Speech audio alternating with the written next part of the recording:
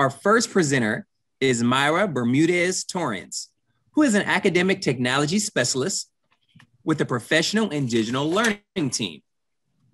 She will be sharing important information about different learning platforms. Good evening, everyone. Thank you for joining us, and thank you for bearing with us through some technical difficulties. It's just part of our new reality, and so we're very excited that you have joined us tonight.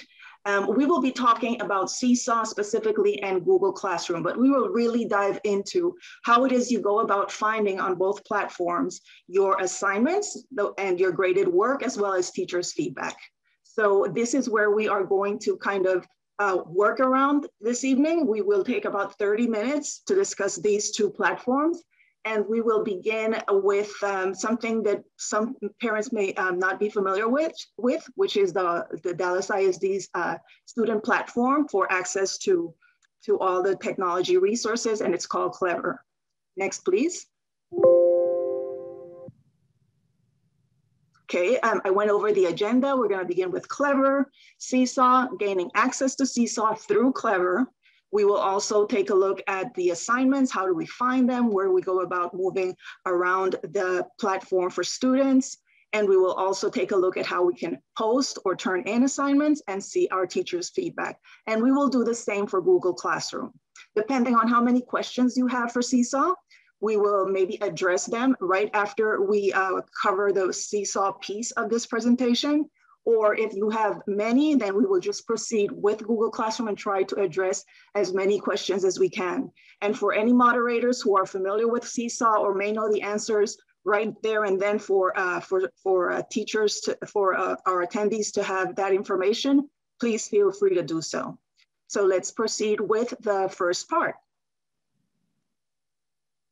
Okay, so Clever, for those of you who do not know Clever, this is a platform that Dallas ISD has to ease students' process into gaining access and logging into the different technology resources that they have access to.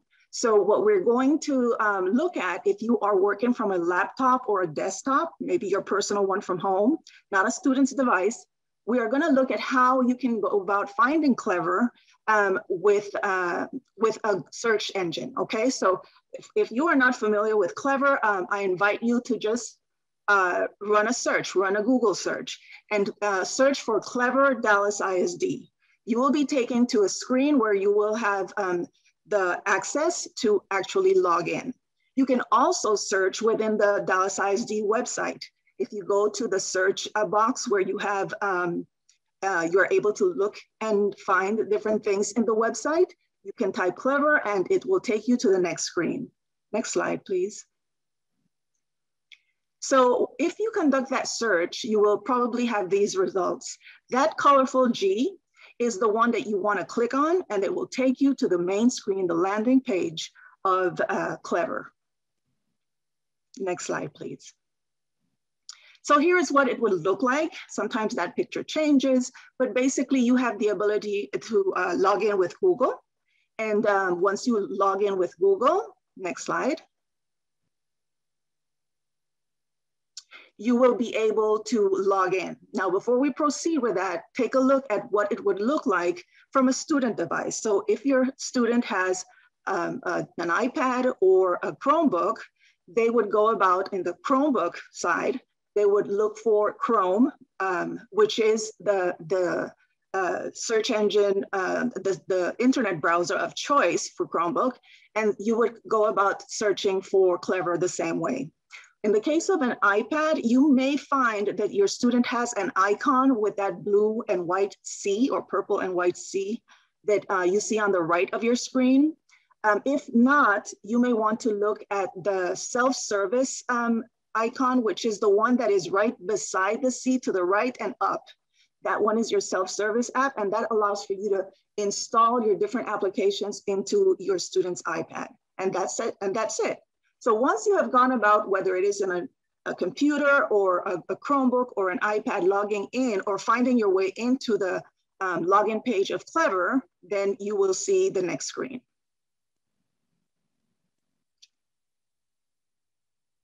It'll look something like this, and you will find that there are two panes. You will see some resources towards the left, and then you will find several sections on the right. Under student tools, you will see different icons. So in the case of working with, for example, Google Classroom, next, please. You would just simply click on the icon for Google Classroom.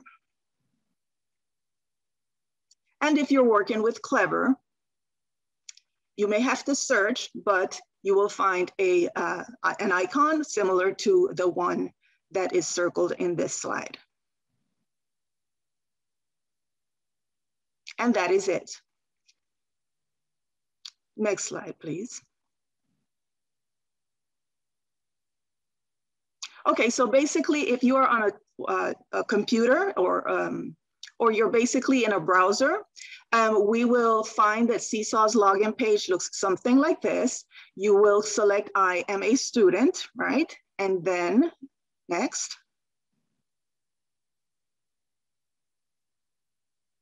You will be prompted to enter a code. This is a 16-letter code. It looks a lot like a credit card number, but it's all letters. And you will have that unique assignment of a code to each student. So if you have several Dallas ISD students at home, they will each have, and they're using Seesaw, they will each have a unique code assigned to them. One other thing you want to know is that if you are actually using an iPad, right? And this would be the case for the majority of our students who are regulars in Seesaw. You want to download the class app, the Seesaw class app. And we want to make sure that you do not mistake the Seesaw class app with the family app. The family app is a platform that facilitates communication between parents, families, and teachers.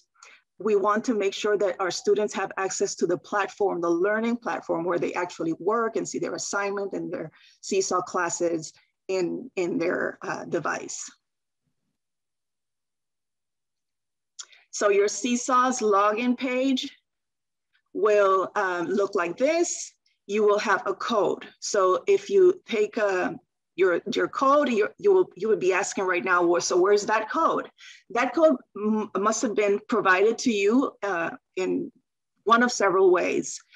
Maybe your teacher has sent home a printed paper with the code, and it also provides for a scanning of a QR code.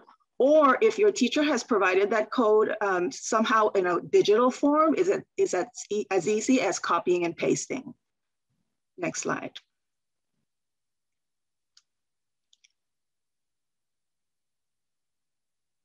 Okay, so this is what that paper would look like. Notice, again, it's a very large QR code, and that has encrypted your student's unique code. And if you are able to copy and paste, it also will have that 16-letter code.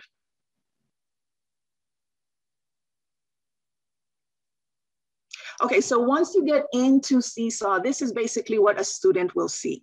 It's sort of towards the left, it's that main screen, and it's called the journal. And then towards the right, you have a section where there are 3 tabs. So in this slide, we are enclosing in a rectangle journal. Journal is one of the 3 tabs. The next one is activities, and the last one is inbox.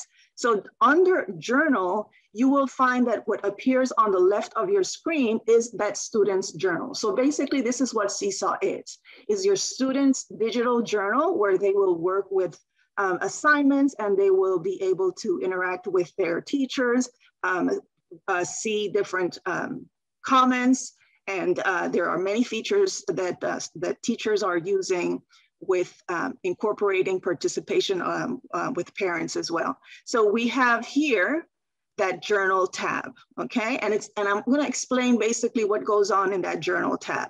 But let's go on to the next slide and make sure we know what activities is about. So activities is really taking a look at the specific posts. It could be assignments that your teacher has posted, okay? And notice that under activities, there are filters. Those right there are filters. So basically what you are able to do if your journal and your activities and posts become very long, say towards the end of the school year, you're able to filter those entries by what you need to do. In other words, what is pending and needs to be submitted, what has already been submitted and graded. And you also have a calendar. We will take a look at the different ways that will appear on your screen. So in this case, we have, I forgot. The inbox is the last tab. And it's basically that. It's an inbox where you have a message exchange with your teacher, and they would have their messages right there.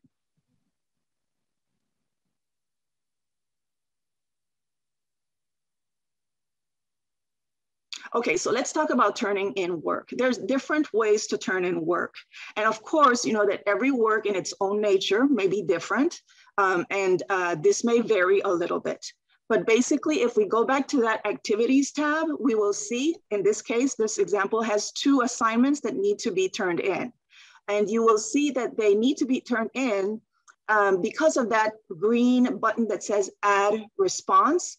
And then another convenient feature that allows for you to see right away if you have work that needs to be submitted are those red circles with a number in them that will let you know, it's an alert like your phone, right? That lets you know, hey, you have pending assignments here. And in this case, it would be, you have 2 assignments.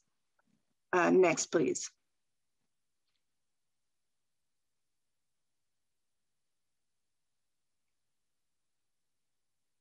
Okay, again, remember that you can also filter. So in this case, we are filtering those assignments, and that is why we see those 2.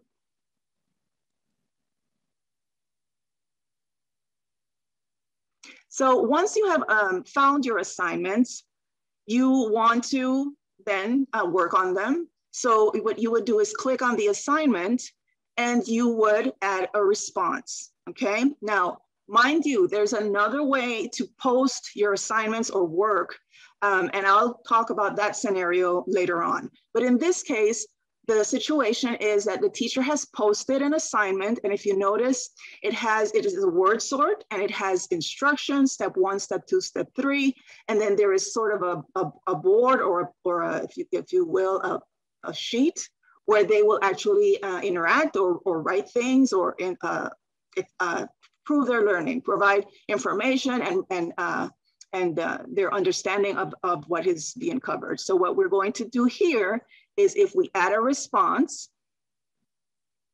click next, please. We will basically open up that platform or that assignment that may be an array of things. Now with that assignment, I have circled the different components of the screen because you do not only have the assignment.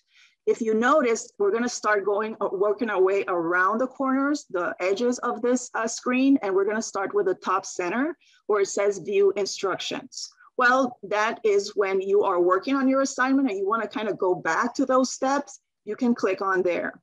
On the top left, you have to close the window, to zoom in, to zoom out, that sort of thing. And then on the left, there are very useful tools where your student can actually type text. They can record their screen to show their learning, okay?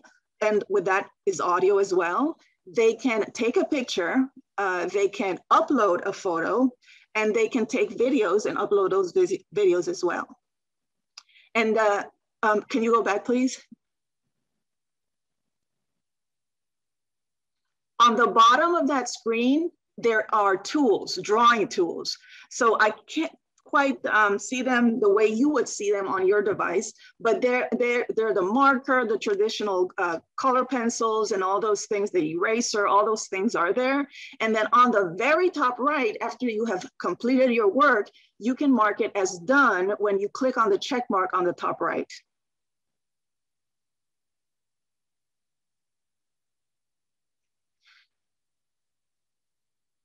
Okay, so this is the other way you may or may not, this depends on your teacher. This is another way you can submit work. Let's say, for example, that you're in a live lesson with your teacher and you're having this interaction and you're having this discussion, and then your teacher says, open the next tab and let's post your thoughts. Well, because there is not an actual assignment that you can open up and post or answer the questions or turn in the assignment, you are also able right there in the moment, you can click on that plus sign at the very top, and then that would open up your same array of tools so that you can submit the work. Click next, please. So you see, basically they look a little bit different, but these are the same tools where you have photos, you take them, you upload them, you draw the video and all the stuff that you have available when there's an actual assignment that you work on. Click next, please. Okay, so let's say that we turned in that particular assignment with the word sort. We can go back and maybe use the filter, okay? We can go to the journal and just scroll through the journal and see what is done. Or we can actually filter. Remember, there's a filter. You can go to activities and then basically see through those filters that you have what work you have submitted, okay? Now it will look something like this and it'll have a blue bar where it says waiting for teacher approval.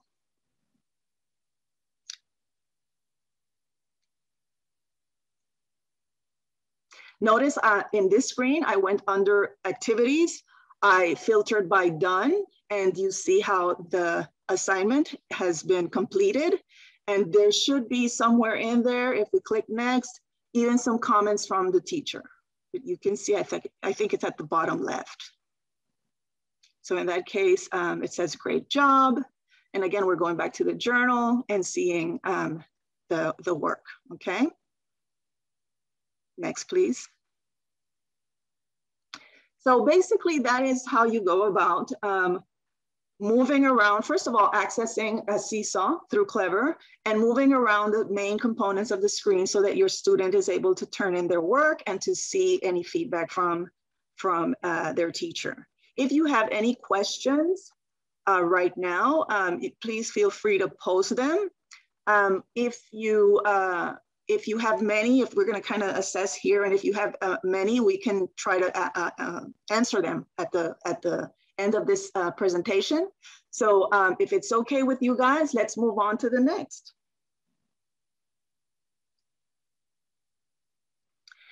Google Classroom. So Google Classroom will be something that maybe most of our students out there are very familiar with. Next slide, please. The Google Classroom page, landing page looks something like this. There are some tiles, or if you want to call them cards, and there may be few or there may be many, depending on how many Google Classrooms your students' teachers have set up for them. So all the tiles that you see there would be the Google Classrooms that your student is in. Once you click on your classroom, okay, you will have a landing page that looks like this. Notice that it just looks like some posts, okay, that are there, a feed of some sort, right? And I'll tell you what that is. And then at the very top, I circled stream, classwork, and people. That's just like Seesaw, that you had those 3 tabs where you can move about and see the work in different ways. This is basically the same concept. In the Google Classroom, we call them stream, classwork, and people. We are going to focus on stream and classwork. So the stream is the landing page. So as soon as you land in your Google Classroom, in the Google Classroom that you want to go to where the assignments are, this is the first thing you will see, and that will be the stream tab or the stream page. Again, these are posts, and your most recent post will be at the very top. And notice, and I failed to circle that, but notice towards the left of those posts, you see upcoming. That's a very convenient way of kind of landing into your Google Classroom and seeing right there and then what has been happening since the last time you logged in. So if there's an assignment coming up and there's a due date on that assignment and that is close, you will see that there is an upcoming post or an upcoming assignment that your student has to work on. And that's basically what that page is. Next, please. So let's go to the classwork one. I think I said all of that. Okay, so let's go to the classwork one. Again, it's a tab, it's a page. It'll be very different for every teacher. They will organize it, but basically this is the place where your teacher is able to present the classroom in an organized way. And what they will do is they will probably create a topic. So notice that I pinpointed topic and I show you what they are. Those topics basically appear as the headings of different sections. And that's a very practical way. For example, if your teacher organizes the material by week or by chapter or by unit, or wants to have classwork, homework, group work, that sort of thing, that would facilitate the view of how everything is posted into the classroom, as opposed to just your post in that stream, okay? So here, every larger fonts basically is, I see them as sections, but they're called topics. And they will also facilitate when you are filtering your information, you can filter through those topics. So if you wanna see homework because your teacher created a homework section, you can go ahead and do that, and I'll show you how in the next couple of slides. So under social studies, not the homework one, but the one below, I clicked, in this case, I clicked on a social studies part 2 assignment. When I clicked on it, it opened up and basically presented all the components of that assignment. Again, here are some steps. We have a BrainPop link, okay? So that'll take me to something I need to watch or do in BrainPop. And I have also a PDF, which was probably a quiz. And then I even have a Google form, okay? So I would click on the different components. These things are gonna be very different and vary depending on the nature of the class, of the, the level, and also the teacher's preference. But if you click on the bottom left, view assignments, then here is where you actually open up that tool box, if you will, where you can actually create your work or add or attach your work. And that is what we circle on the right. So in this case, we will take a look at what would happen, right? If we had an assignment that we did not turn in, and what options do we have to submit it? Notice that below you have your private comments. I'll mention those, but that's a very important connection that you can have with your teacher when it comes to a particular assignment. Your teacher, and if you have several teachers, all teachers in that classroom will be able to see your private comments. So here, okay, before we turn in work, you see how we can find the work, you see how we can expand the page, you see how the tools appear on the right. Before we turn in the work, let's take a look at other ways you can find assignments. On the very top of the classwork page, you will find an area where you can click on that says view your work. What that's gonna do is sort of list your work, and it's going to be able to work with the filters that you see on the right.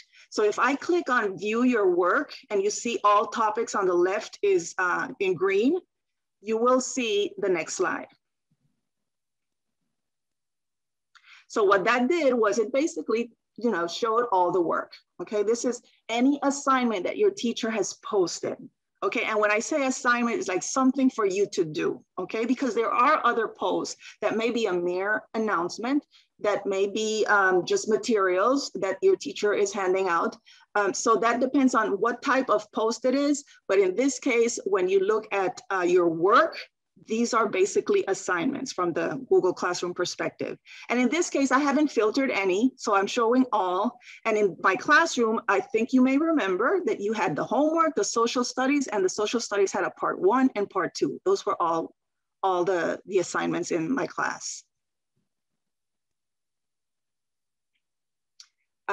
This is an example where I filtered by homework, okay, because that section existed in my classroom, so I can go directly to that and what's under that only. So you see how you can actually go about your Google Classroom components and pages to find work in different ways. Here, we're actually turning in work.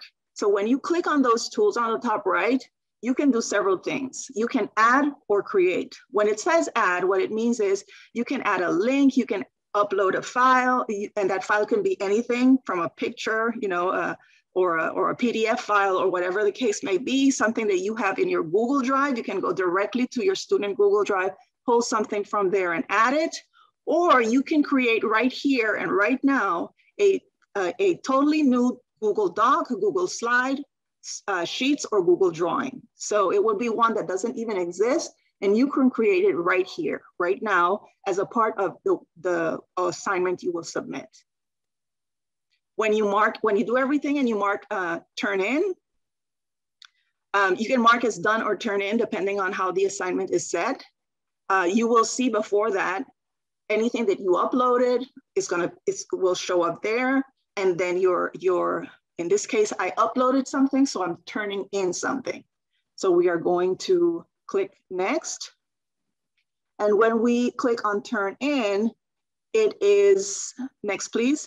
When we click on turn in, we will have a confirmation message so that we are sure that we're turning in our work.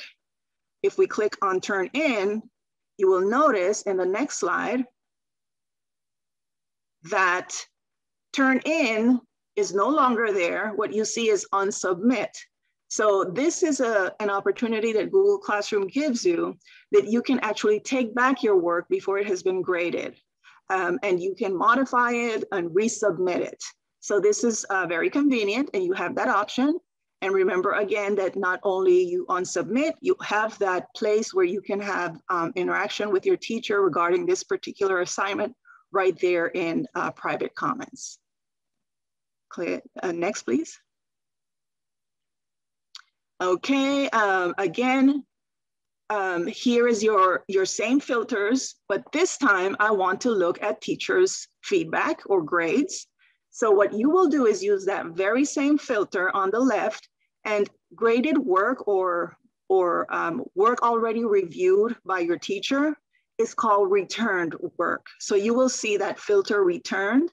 You click on that, and what it will do, it will display the different assignments that your teacher has returned to you. So finally here, we have opened up a returned assignment, and it has a grade at the top left. It may have a comment from your teacher, an answer from your teacher if you commented something. So this is where you will actually see that grade and feedback. Next, please. And finally, it's a word on attendance. I have been asked several times, how do we submit attendance in Google Classroom? This is a choice that is very particular to a teacher. It can be maybe a standard across a campus. You have to check with your teacher to see if they will actually take attendance in Google Classroom. Chances are they take attendance in the other platform, which is PowerSchool.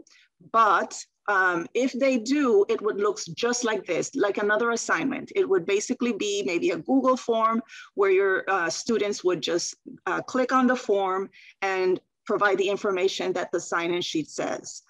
Again, you want to check with your teachers to see if they actually use this method.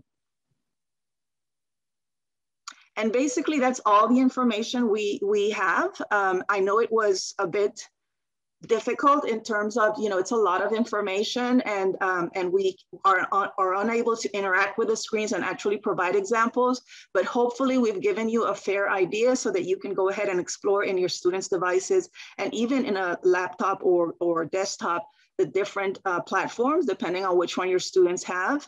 And feel free to contact us and ask any questions. And of course, you have the chat right now that you can go ahead and let us know what things you would like to learn that we haven't covered.